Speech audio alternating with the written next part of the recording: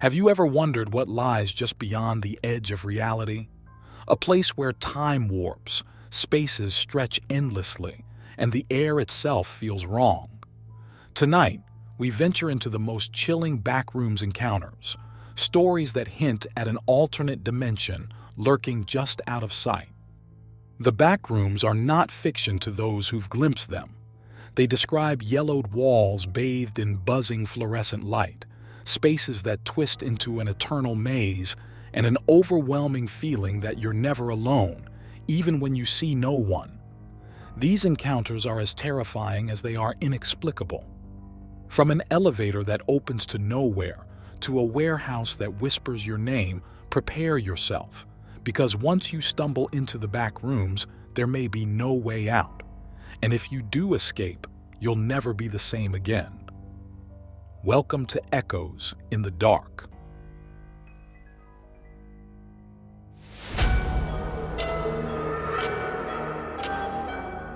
It was supposed to be just another late night at the office. Mark, an overworked employee, sighed as he stuffed papers into his briefcase. The clock blinked 12:03 a.m. Exhausted, he took the elevator down to the lobby, his head resting against the cold steel wall as he closed his eyes. The elevator jolted to a stop and the doors slid open with a faint ding. But instead of the familiar marble lobby, Mark saw something off. It was a corridor stretching endlessly under dull, flickering lights. The walls were yellowed and stained, their peeling patterns like faded wallpaper from decades past. The air hit him like a wall, stale, heavy, with a faint smell of damp carpet. A distant hum buzzed overhead. "Hello?" Mark's voice echoed longer than it should have, bouncing strangely off the walls. His skin prickled. It was the kind of silence that made you feel like something was listening. He hesitated but stepped out.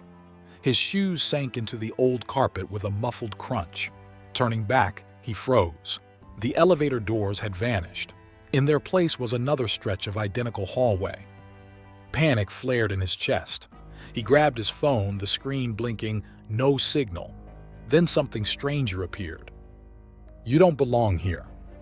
The words flickered as if the phone itself struggled to stay on. Mark's breathing grew shallow.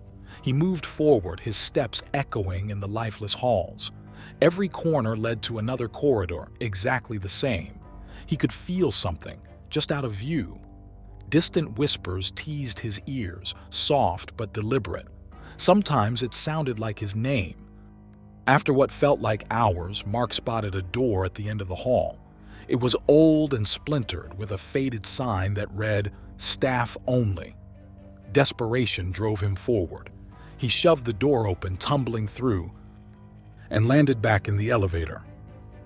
The familiar ding echoed and the doors opened to the real lobby.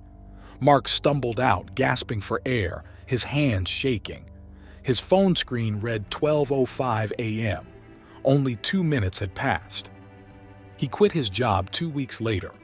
To this day, Mark avoids elevators. Whenever he hears fluorescent lights buzzing, he feels a chill, like he's being watched.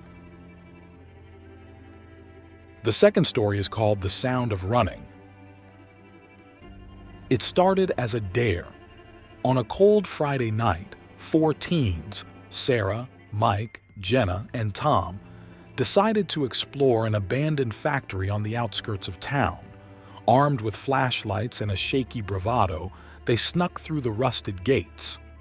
The building was massive and decaying, its steel bones creaking in the wind.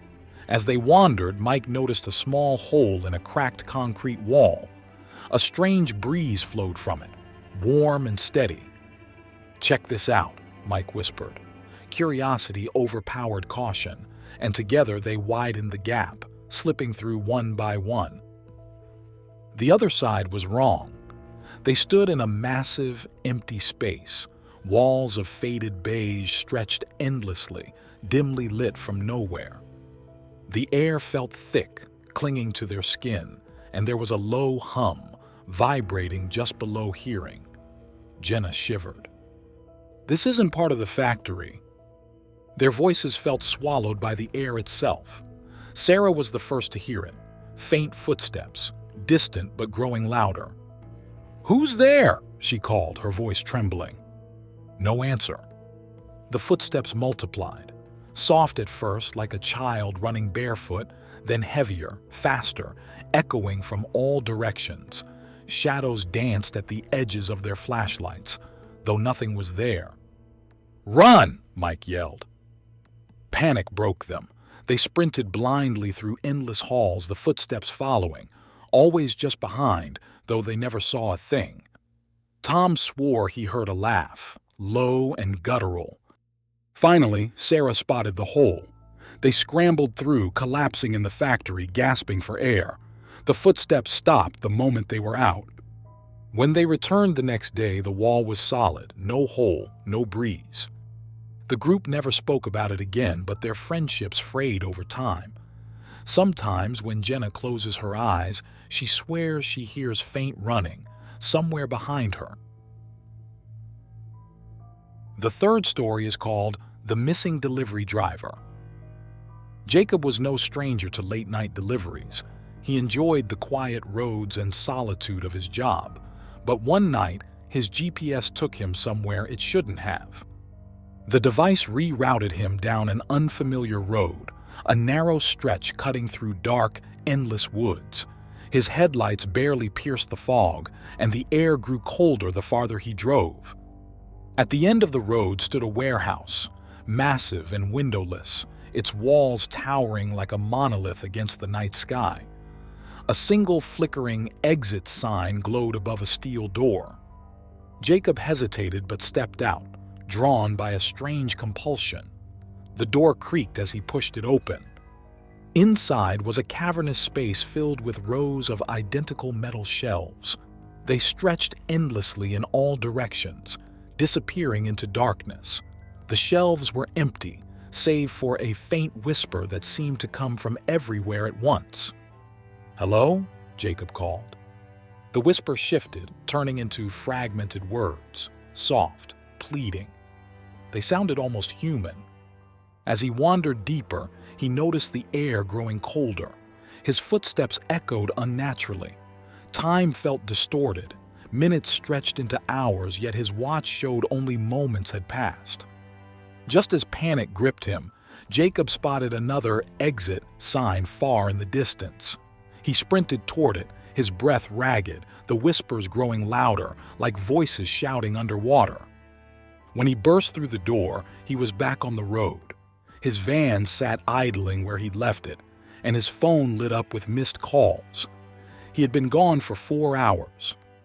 To this day, Jacob dreams of the warehouse, of the whispers calling his name, beckoning him to return. Each of these stories shares unsettling commonalities: endless spaces, distorted time, and an overwhelming sense that something is watching. Are the Backrooms merely an urban legend? Or could they be proof of a hidden layer of reality? Perhaps these tales serve as a warning. So the next time you step into an elevator, take a shortcut, or open an unfamiliar door, stop and think. Pay attention to the air, the sounds, the way the light flickers. Because once you slip into the Backrooms, finding your way out might not be so easy. And even if you escape, you'll never escape the feeling that you're not alone. If these stories chilled you, don't forget to like this video and subscribe for more tales that blur the line between reality and the unknown. Until next time, stay curious and tread carefully.